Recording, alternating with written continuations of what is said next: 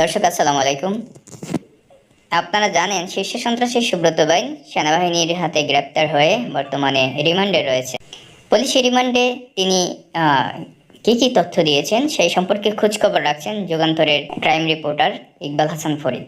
আমরা আজ জানতে চাইব ইকবাল হাসান ফরিদের কাছে সুব্রত বাইন সম্পর্কে তার কাছে কি কি তথ্য আছে।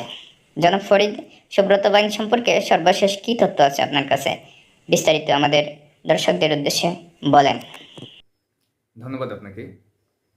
শীর্ষ সন্ত্রাসী সুব্রত বাইন, মোল্লা মাসুদ ও তাদের অপর দুই সহযোগী হাতিরঝিল থানা পুলিশের কাছে রিমান্ডে রয়েছেন। সুব্রত বাইনকে ৮ দিনের রিমান্ড এবং অপর তিনজনকে, নাসির এবং শরীফ, এই দুজন সহ তিনজনকে ৬ দিন করে রিমান্ড মঞ্জুর করা হয়েছে। আসলে গতকাল তাদেরকে আদালত থেকে থানায় নিয়ে আসার পর রাতে কয়েক দফায় জিজ্ঞাসাবাদ করা হয়েছে। জিজ্ঞাসাবাদে সুব্রত বাইন কিন্তু লোমহর্ষক তথ্য দিয়েছেন তার জীবন সম্পর্কে, তার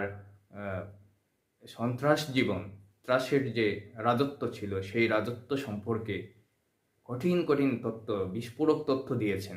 এবং কারা কারা তার যে ওই সময়ে কারা কারা তাকে সহযোগিতা করতেন, পরবর্তীতে কাদের শেল্টারে তিনি তার অপরাধ সাম্রাজ্য পরিচালনা করে আসছেন, সেই সব তথ্যও দিয়েছেন তদন্ত সংশ্লিষ্টদের কাছে।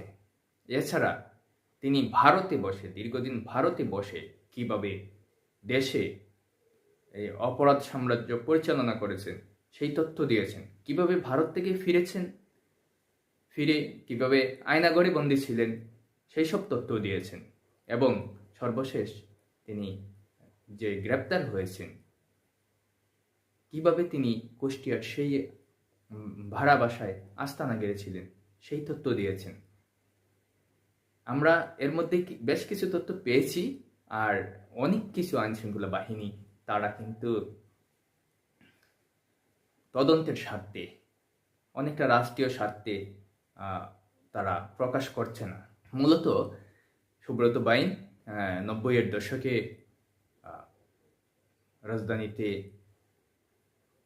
শীর্ষ হয়ে ওঠেন, মানে তার তিনি যে গুরু হয়ে উঠছিলেন সেটা প্রকাশ পায় ৯০-এর দশকে। তখন 7 স্টার নামে একটি বাহিনী গঠন করেন। সেই বাহিনীতে ছিলেন যে শীর্ষ সন্ত্রাসীরা, বাঘা বাঘা সন্ত্রাসীরা, যাদের প্রত্যেকের নাম কিন্তু 4 দলীয় জোট সরকার যখন শীর্ষ 23 সন্ত্রাসীর তালিকা করে সেই তালিকায় উঠে এসেছিল। সুব্রত বাইন মূলত একজন পলিটিশিয়ানের হাত ধরেই এই অপরাধ জগতে পা বেরিয়েছিলেন। সুব্রত মূলত অস্ত্র ব্যবসা, কিলিং সহ নানান অপকর্মে লিপ্ত ছিলেন। চাঁদাবাজি তো আর বলতে হয় না, চাঁদাবাজি সব সন্ত্রাসীরাই করে, তারাও করছেন। তিনি যখন তার বিরুদ্ধে ইন্টারপোলের রেড নোটিশ জারি করা হলো, যখন তিনি শীর্ষ সন্ত্রাসীর তালিকায় তার নাম উঠল, তখন থেকেই কিন্তু তিনি ভারতে ছিলেন, ভারতে পলাতক ছিলেন, নেপালে ছিলেন, দুই দেশেই ধরা পড়েছেন, আবার কৌশলে কিন্তু ছাড়াও পেয়েছেন। অনেকেই বলে থাকেন যে তিনি বিএনপির লোক, কিন্তু বাইন নিজেকে জানিয়েছেন তিনি বিএনপি মতাদর্শের হলেও বিএনপি সরকার যখন শীর্ষ সন্ত্রাসীর তালিকায় তার নাম তুলল তখন থেকে তিনি বিগড়ে গিয়েছিলেন, তখন আর দলমতের কাছে ছিলেন না। এক পর্যায়ে তিনি বিএনপির এন্টি হিসাবেই দাঁড়িয়েছিলেন।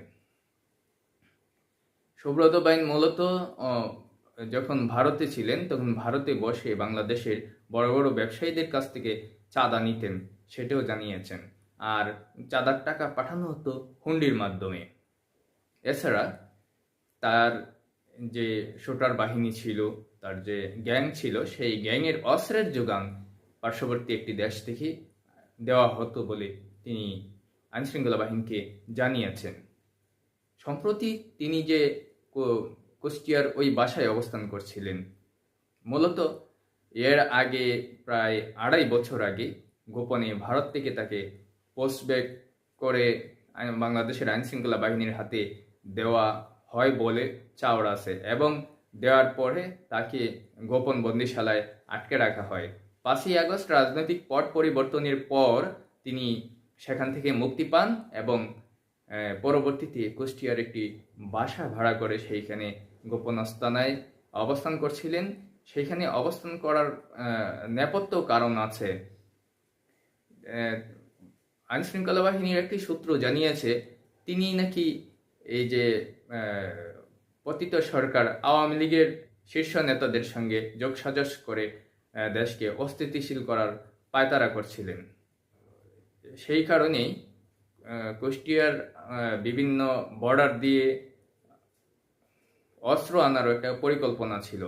এইসব বিষয় নিয়ে আইন শৃঙ্খলা বাহিনীর কর্মকর্তারা এখনো তদন্ত করছেন।